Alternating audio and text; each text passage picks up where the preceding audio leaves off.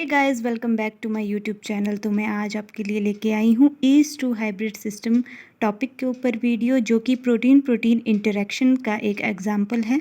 सो आपको ये वीडियो अच्छी लगेगी तो please like share and subscribe to my channel, और कमेंट करिएगा जो भी पार्ट आपको अच्छा लगा हो या कुछ समझ नहीं आया हो। So let's start.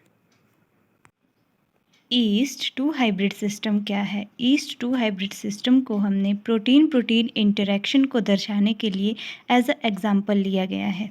So east two hybrid system को फील्ड एंड सॉन्ग ने 1989 में दिया गया था। ये इसका प्रिंसिपल क्या है? ये बेस्ड होता है modular organisation of eukaryotic protein. इसको मैं अब आपको ऐसे समझाऊंगी। जो भी यूकैरियोटिक प्रोटीन्स होते हैं हम जानते हैं, for example transcriptional factor. Transcriptional factor एक यूकैरियोटिक प्रोटीन है जो कि ट्रांसक्रिप्शन कराने में हेल्प करता है। तो जो भी यूकैरियोटिक प्रोटीन्स होते हैं उनके पास हम एक या एक से अधिक डोमेन्स होती हैं या सब यूनिट्स होते हैं। उसी तरह अगर हम एग्जांपल लें ट्रांसक्रिप्शन फैक्टर्स का, तो इसके भी दो सब यूनिट या दो डोमेन्स हैं। फर्स्ट वन डीबीडी, जिसे कहते हैं DNA binding domain, and second one is जिसे कहते हैं एक्टिवेशन डोमेन। तो डीबीडी और एडी का काम क्या है? DBD DNA binding domain, as the name indicate, ये डीएनए के साथ बाइंड करने का काम करेगा। डीएनए के प्रोमोटर रीजन के साथ बाइंड करेगा, जो कि ट्रांसक्रिप्शन में बहुत हेल्पफुल होता है। Second one is AD activation domain. Activation domain मतलब ये किसी चीज़ को एक्टिवेट करेगा। तो ये क्या करेगा? आरएनए पॉलीमरेज 2 को खुद के साथ बाइंड करेगा और उसे एक्टिवेट करा के ट्रांसक्रिप्शन को स्टार्ट करवाएगा। सो ये एक बार एक्टिवेट हो गया आरएनए पॉलीमरेज 2, तो ट्रांसक्रिप्शन प्रोसेस स्टार्ट हो जाएगी। सो ये डोमेन्स थे ट्रांसक्रिप्शन फैक्टर्स के और इनका काम। तो इन दोनों की खास बात ये है कि इसका काम अलग होता है, प्रमोटर के साथ बाइंड करना। इसका काम होता है कि आरएनए पॉलीमरेज 2 को एक्टिवेट करना। लेकिन जब ये दोनों हमेशा साथ में ही काम करते हैं, जब ये इंडिपेंडेंटली प्रेजेंट होगा, ये इंडिपेंडेंटली ये वाला प्रेजेंट होगा, तो ये ट्रांसक्रिप्शन प्रोसेस नहीं कर पाएंगे। ट्रांसक्रिप्शन को कराने के लिए इन दोनों का बाइंड करना, इन दोनों का साथ होना इम्पॉर्टेंट होता है। जैसे कि आप इस डायग्राम में देख सकते हैं, ये प्रमोटर रीजन है, इसके आगे रिपोर्टर रीजन है।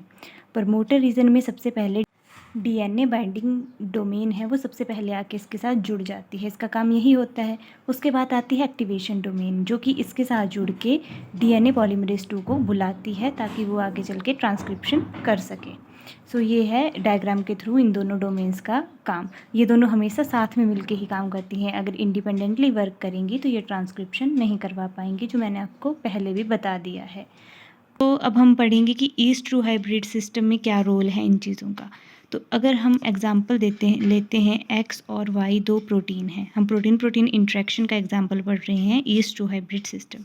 तो अगर हम एक्स और वाई दो अलग अलग प्रोटीन हैं, अगर हमें पता करना है कि इन दोनों में आपस में इंटरेक्शन हो रही है, और वो हम किसके बिहाफ में पढ़ेंगे? ट्रांसक्रिप्शन के बिहाफ में। अगर हमें दोनों प्रोटीन एक्स और प्रोटीन वाई के बीच में इंटरेक्शन देखनी है कि कैसे प्रोटीन प्रोटीन इंटरेक्ट करते हैं या नहीं करते हैं, तो हम क्या करेंगे? जो एक्स प्रोटीन है हम उसे डीबीडी डीएनए बाइंडिंग डोमेन के साथ ट्रीट करवा देंगे, तो इन दोनों का एक कॉम्प्लेक्स बन गया। और वाई प्रोटीन को एक्टिवेशन डोमेन के साथ क्या करेंगे?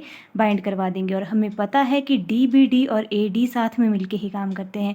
अगर ये अलग अलग होंगे तो ये ट्रांसक्रिप्शन नहीं करेंगे। तो और अगर डीबीडी और एडी सेपरेटली प्रेजेंट होंगे तो एक्स और वाई मतलब के बीच में इंटरेक्शन नहीं हो रही होगी।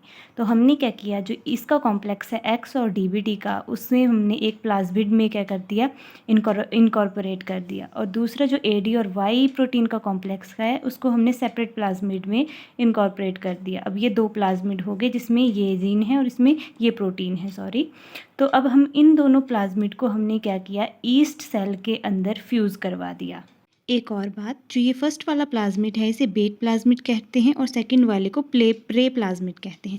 बेट मीन्स चारा, ये चारा है क्योंकि इसके साथ आपको पता है एक्स के साथ डीबीडी जुड़ा होता है, तो डीबीडी पहले प्रमोटर रीजन के साथ जुड़ेगा और एडी वाला बाद में जुड़ेगा। तो ये चारा होता है जिसके लालच में आकर एडी भी उसके साथ आके जुड़ जाता है, तो इसलिए इनके नाम ऐसे रखे हुए हैं, बेट और प्रे। अब इन दोनों प्लाज्मिड को हमने ईस्ट सेल के न्यूक्लियस में फ्यूज़ करवाया। ईस्ट सेल के न्यूक्लियस में, ये न्यूक्लियस है, इसमें फ्यूज़ करवा दिया। अब फ्यूज़ करवाने के बाद अगर उन दोनों में इंटरेक्शन नहीं हो रही है तो क्या होगा, और इंटरेक्शन हो रही है तो क्या होगा? अगर इनमें इंटरेक्शन नहीं हो रही है तो वाई इसके साथ आके अटैच नहीं होगा, AD DBD ये आपस में अटैच नहीं होंगे और ये X यहाँ अकेला प्रमोटर पे बाइंड हुआ होगा DBD के साथ। और ये जो आगे रिपोर्टर जीन है जिसमें मेन ट्रांसक्रिप्शन होती है, ये कोई सिग्नल नहीं भेजता। ये सिग्नल रिपोर्टर जीन का मेन काम होता है ट्रांसक्रिप्शन करवाने का। तो ट्रांसक्रिप्शन जब नहीं हो रही होगी, ये आपस में अटैच नहीं करेंगे, तो यहाँ से रिपोर्टर रीजन कोई सिग्नल नहीं भेजेगा। और अगर ट्रांसक्रिप्शन हो रही होगी तो ये सिग्नल भेजता है, जैसे कि अब मैं आपको बताने वाली हूँ। दूसरी तरफ अगर इनमें इंटरेक्शन हो रही होगी, ये प्रोटीन आपस में इंटरेक्ट कर रहे होंगे, तो AD और DBD आपस में जुड़े होंगे और ट्रांसक्रिप्शन पॉसिबल होगी। और ये आगे ट्रांसक्रिप्शन होगी और रिपोर्टर जीन इनको सिग्नल भेज देगी कि ट्रांसक्रिप्शन हो रही है। अगर ट्रांसक्रिप्शन हो रही है दैट मीन्स कि AD और DBD आपस में जुड़ रहे हैं, XY की इंटरेक्शन हो रही है। सो इसी तरह प्रोटीन इंटरेक्शन को हम ईस्ट टू हाइब्रिड सिस्टम के थ्रू पढ़ सकते हैं। यही था yeast two hybrid system. I hope you like my video. Please like, share and subscribe to my channel. Thank you so much.